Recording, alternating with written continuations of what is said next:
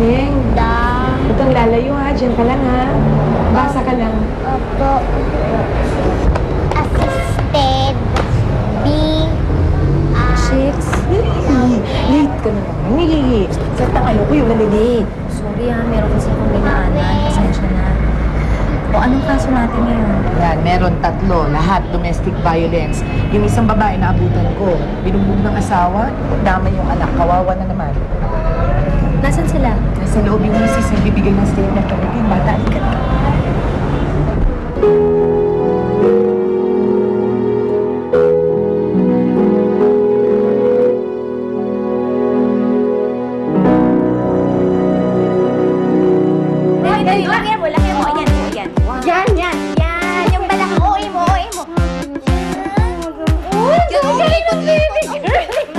Yan, subukan mo bumaba.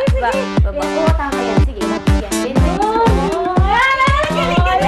Anong kalokohan to, ha? Bakit?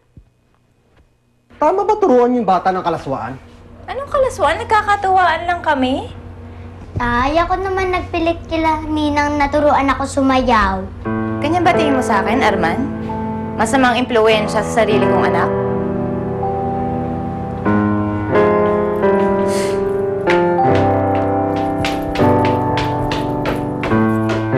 Hi!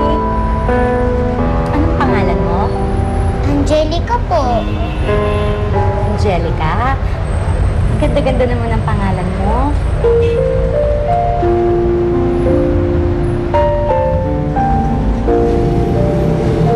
Angelica, sino may gawa sa'yo niyan?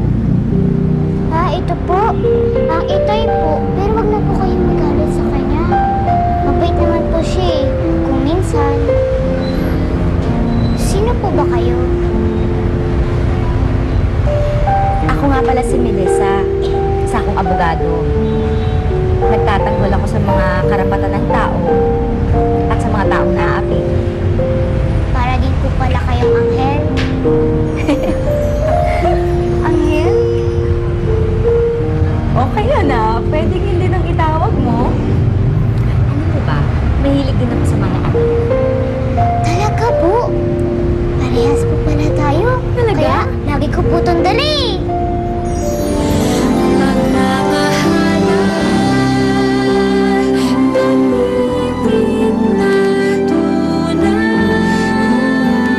Dapat hata hindi ko binulungan si Aling Marie.